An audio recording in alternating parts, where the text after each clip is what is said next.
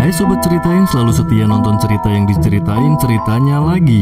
Semoga kalian semua dalam keadaan sehat-sehat, jiwa yang tenang, kuota yang berlimpah, walaupun paket kuota malam, dan selalu diberikan yang terbaik dalam setiap hal di cerita hidupmu. Langsung aja kita ceritain cerita yang diceritakan kembali. Dan inilah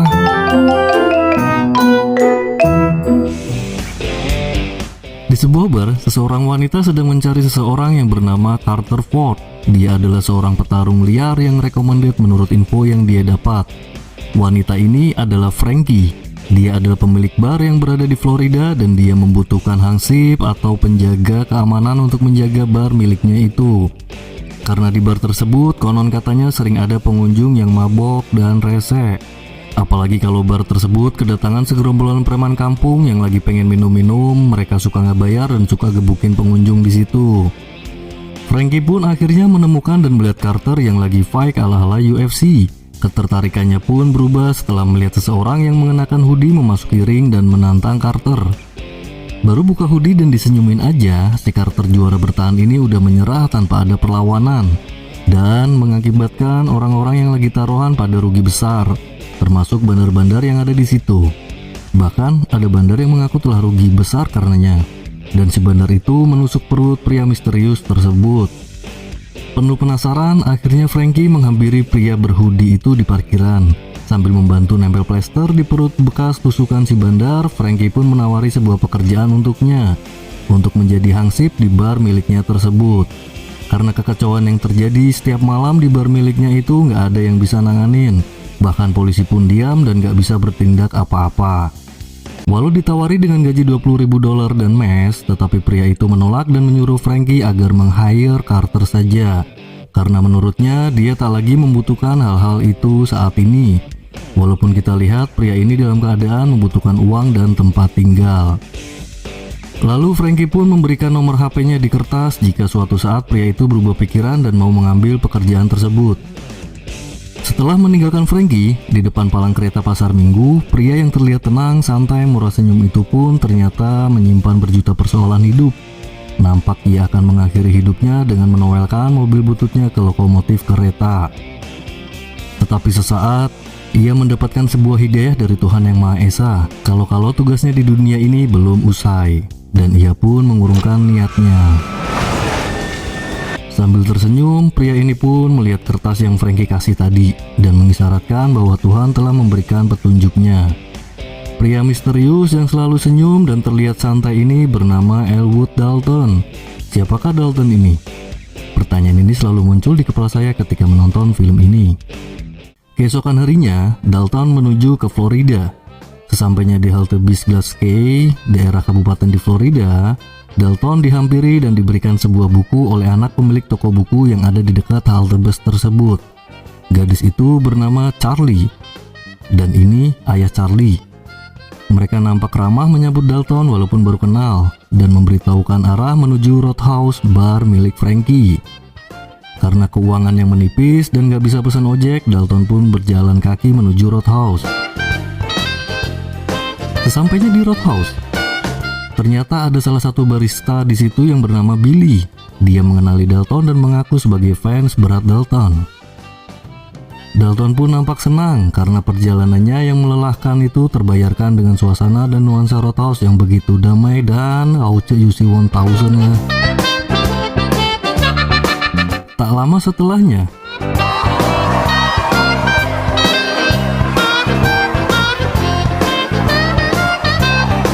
dan datanglah preman kampung situ ke Roadhouse dan seperti biasa mereka bikin onar. Odoy, panggil aja dia Odoy. Nampak Frankie pun melihat kelakuan si Odoy ini dari atas dan seperti mengisyaratkan ke Dalton bahwa gerombolan inilah yang selalu bikin rusuh di barnya. Ketika terjadi ketegangan antara Billy dan Odoy, Dalton pun menghampirinya dengan penuh senyum santai dan meminta Odoy and the gang kalau mau rusuh di luar aja.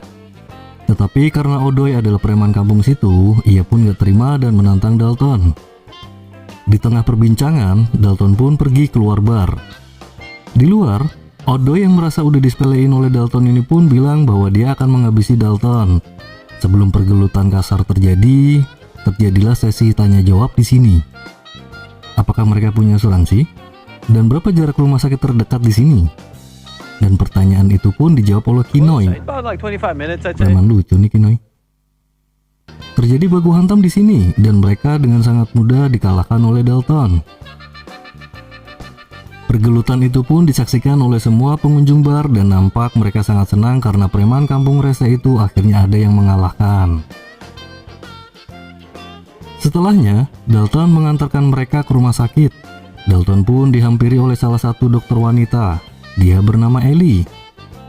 Ketika Ellie melihat Odoy dan teman-temannya tengah menunggu penanganan di IGD, Ellie pun berterima kasih kepada Dalton yang telah memberikan mereka pelajaran agar nggak semena-mena. Dan Ellie pun memberikan peringatan ke Dalton agar berhati-hati berurusan dengan mereka. Melihat darah yang ada di baju Dalton, Ellie pun meminta untuk melihat dan mengobati luka bekas tusukan bandar judi kemarin malam. Saat proses pengobatan, terjadi perbincangan yang cukup hangat di sini.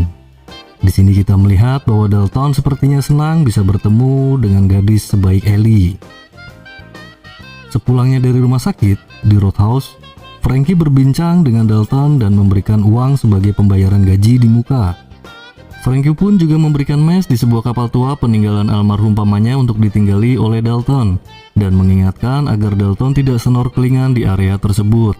Karena area tersebut terdapat buaya yang pernah memangsa anjing seorang kepala dermaga di situ. Dan Dalton pun langsung menuju ke kapal tersebut.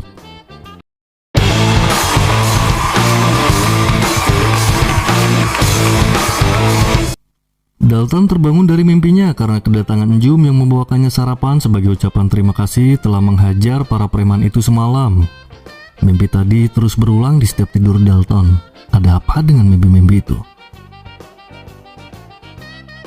Keesokan harinya, Dalton tengah menuju ke toko buku milik Charlie untuk meminjam komputernya. Dalton pun kaget ketika semua warga yang ditemui sepanjang jalan tadi tiba-tiba menyapanya. Padahal kan dia baru 1 malam tinggal di Glasgow. Terdengar suara keributan di luar toko. Ternyata itu adalah anak buah Odoy yang lagi bikin onar. Lalu ketika mereka melihat Dalton, mereka pun beranjak pergi. Padahal cuma disenyumin aja ya. Mereka udah cabut. Orang yang lagi manggil abang-abang tukang kerok jenggot ini adalah Ben Brand. Dia adalah seorang anak buah bos mafia berpengaruh di Glasgow. Dan nama ayahnya Gerald Brand. Ayahnya sangat berpengaruh karena ayahnya ini adalah orang yang membuat Glasgow berkembang sebagai salah satu tujuan wisata di Florida. Tetapi kini dia telah dipenjara untuk waktu yang lama. Dan Brand inilah yang sekarang mengurusi sebagian bisnis ayahnya dan menikmati harta ayahnya, termasuk kapal mewah ini. Dan Brand ini adalah bos dari Odoy si preman kampung. Saat Brand menanyakan di mana Odoy, Kinoy pun menjawab kalau Odoy ternyata masih dirawat rumah sakit karena gegar otak semalam. Brand meminta agar mereka menyelesaikan urusannya untuk mengusir Dalton dan secepatnya menguasai Roadhouse. Kenapa Brand ini sangat berambisi untuk menguasai Roadhouse ya? Terjadi keributan di Roadhouse karena salah satu pengunjung yang request lagu Tarling Bandar Empang gak dinyanyiin band perform. Lalu Dalton mengajari Billy untuk menanganinya.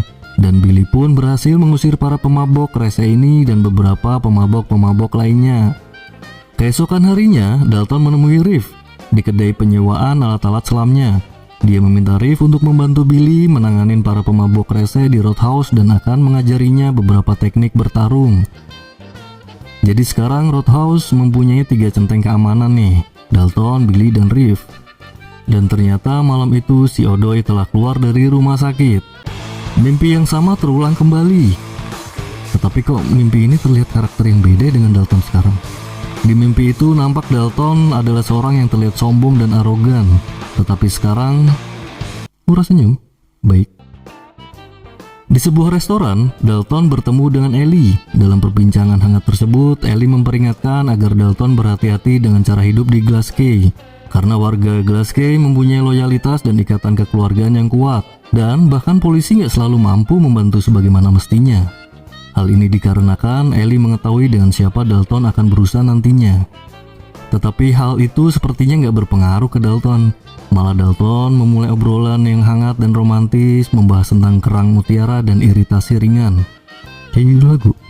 Malam harinya Dalton mengambil upah mingguannya dan berbincang dengan Frankie di ruangannya.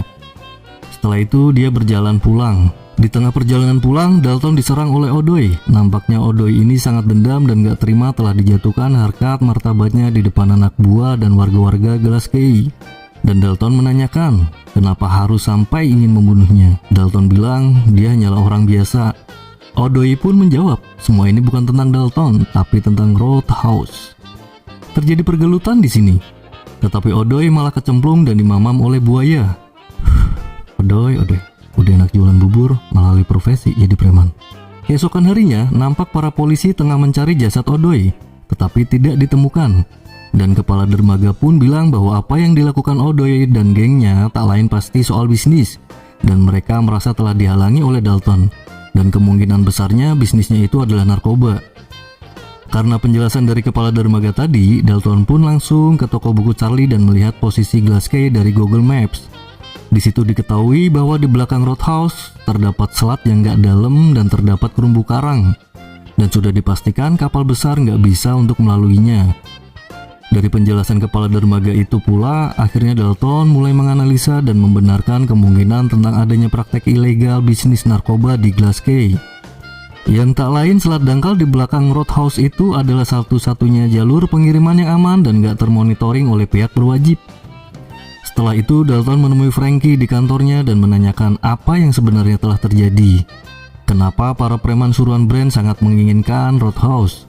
Dan di sini terlihat Frankie telah menutupi sesuatu dan gak jujur soal hal tersebut.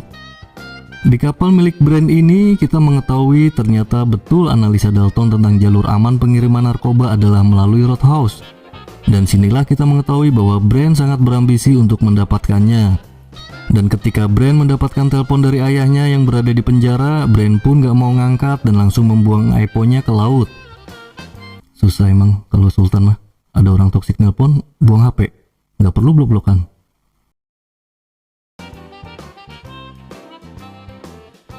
Di Meksiko, seseorang telah loncat dari kamar sebuah kos-kosan setelah anuan dengan istri orang dan kegep oleh suaminya. Kayaknya gak asing sih sama nih orang. Namanya Knox. Karena semua baju dan celananya ketinggalan di kamar tadi, Knox pun dengan santai dan pedenya keluar tanpa mengenakan selai benang pun. Padahal di depannya itu lagi ada acara pasar malam hajatan Mang Kardi. Knox pun ditelepon oleh ayah Brand. Terlihat di sini kalau hubungan Knox dan ayah Brand sangatlah dekat. Dan meminta Knox agar segera pergi ke Florida dan menangani urusan yang diurusi oleh anaknya Brand yang gak kelar-kelar. Dan pergilah Knox ke Florida tanpa celana. Di sini lain, Ellie nampak menghampiri Dalton di rumah butnya dan mengajak Dalton untuk menikmati indahnya laut Florida. Sambil minum limun Mang Kardi, mereka berbincang, tetapi Dalton terlihat marah ketika ditanya soal masa lalunya. Dan menurut Dalton bukanlah orang yang cocok untuk gadis sebaik Ellie. Dan Ellie pasti akan ilfil setelah mengetahui masa lalu Dalton. Ada apa dengan masa lalu Dalton? Tetapi Ellie meyakinkan Dalton kalau sebenarnya Ellie telah mengetahui tentang Dalton lewat internet. Dan terjadilah pergelutan alus di sini. Terlihat Knox telah sampai di Florida dengan mengendarai supercar. Mobilnya boleh beli apa ngebetak nih di bandara ya? Nabrak kayaknya nih. Jangan-jangan dia nggak tahu di mana remnya. Di villa milik ayah Brand yang sekarang menjadi base camp anak buah Brand, Knox disambut oleh Samsul. Dan datanglah Brand. Si Kinoy ini diomelin oleh Brand karena bikin jemuran di villa. Kinoy, salah hidup lu Noy. Di sini Brand ternyata tidak tahu siapa Knox yang sebenarnya. Brand juga nggak tahu walaupun ayahnya sekarang berada di penjara, tetapi ayahnya selalu bisa mengetahui apa yang Brand lakukan. Dan di sini Knox bilang akan membereskan orang yang telah menghalangi urusannya itu, yaitu Dalton. Tetapi Brand meminta kesempatan akan melobi Dalton dengan baik-baik agar nggak ikut campur dalam urusan Roadhouse itu. Setelah pergelutan alus lepas pantai, Dalton pun kembali ke rumah butnya dan dihampiri oleh dua petugas polisi dan meminta untuk ikut bersamanya karena akan dimintai keterangan tentang kematian Odoy. Sesampainya di pelabuhan, Dalton ditemui oleh kepala serif Glasgow. Dalam percakapan mereka tersebut, Sheriff bercerita tentang lagu dari Johnny Cash yang berjudul A Boy Named Sue. Seorang anak laki-laki yang diberi nama oleh ayahnya Sue, yang tak lain adalah nama untuk anak perempuan, dengan harapan kelak besar nanti bisa menjadi pria sejati dan tangguh. Kalau lagunya Om Iwan Fals sih.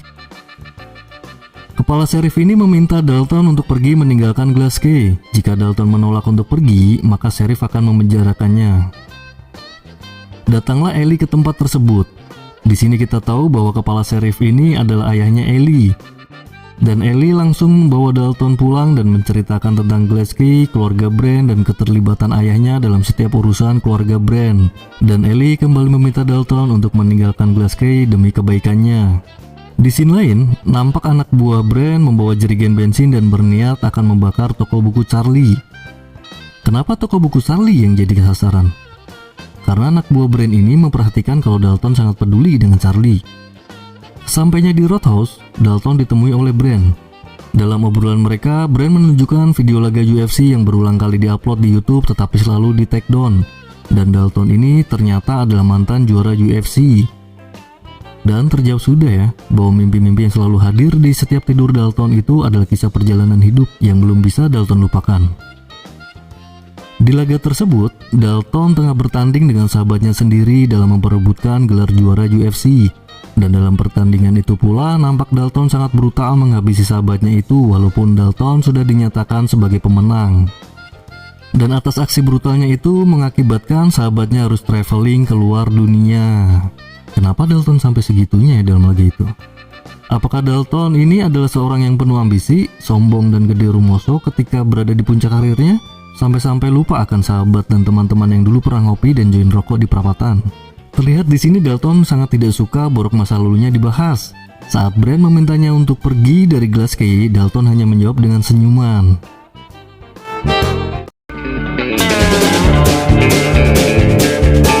Dan masuklah Knox dan preman kampung ke Glasgow dan membuat kekacauan di dalamnya. Suasana bar pun menjadi carut-marut. Dan terjadi pergelutan kasar antara Knox dan Dalton di sini. Dalton pun berhasil dibuat babak belur oleh Knox dan pergi meninggalkan Glasgow dengan penuh perasaan campur aduk. Mungkin karena telah diusik borok masa lalunya dan kecewa terhadap Frankie karena telah membohonginya. Bahkan Dalton terlihat masa bodoh dan cuek ketika disapa oleh Ellie. Dan Frankie pun menemui Dalton di rumah butnya dan membujuk agar Dalton tidak pergi. Tetapi Dalton yang sudah kecewa ini tetap kekeh untuk pergi.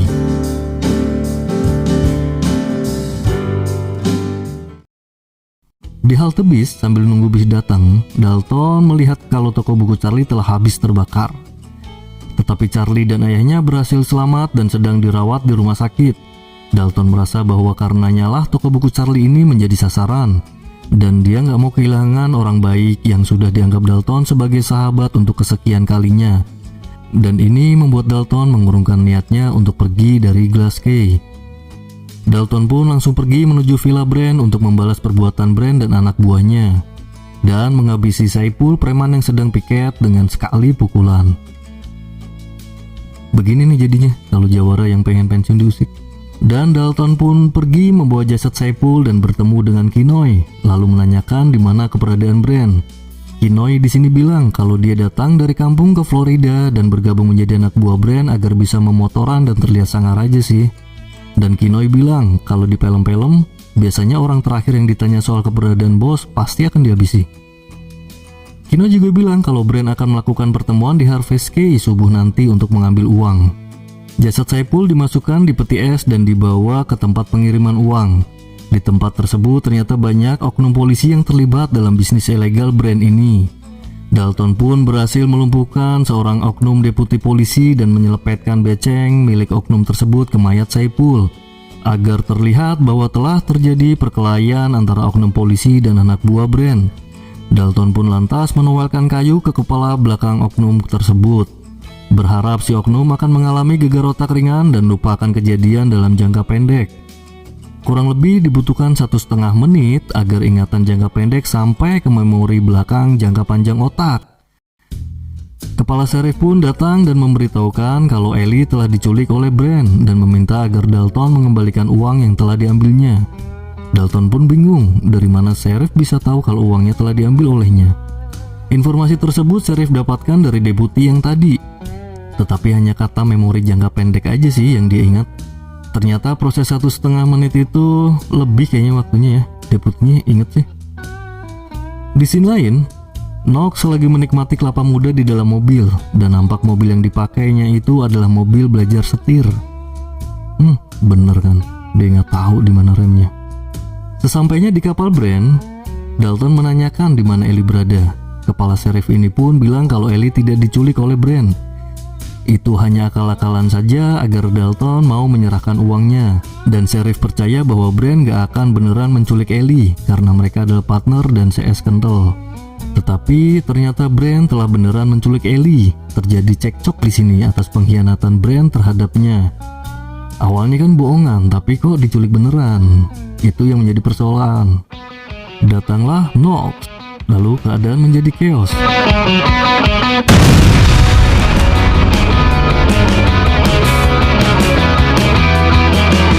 Dan ternyata Sheriff dan Knox berhasil selamat.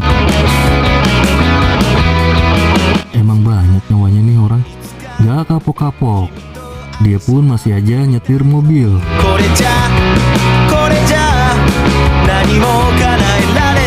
Brand yang berhasil selamat mencoba untuk menyerang Dalton.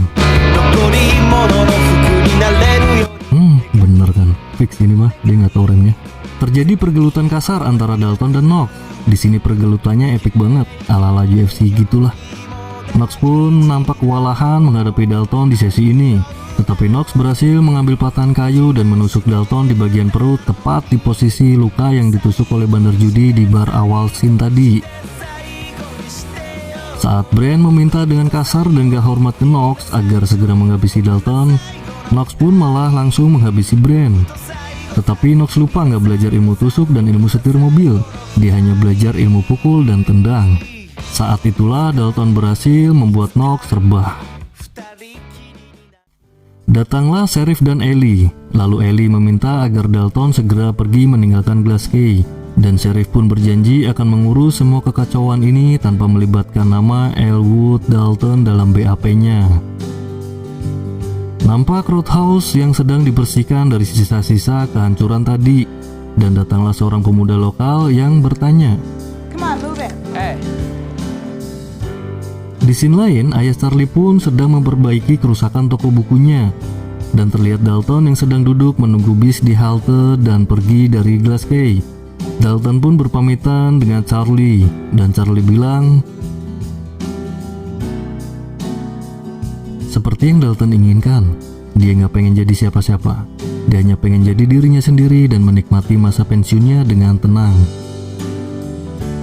Ternyata uang dalam koper tadi Dalton tinggalkan untuk ayahnya Charlie. Dan Dalton pun pergi meninggalkan Glass Key.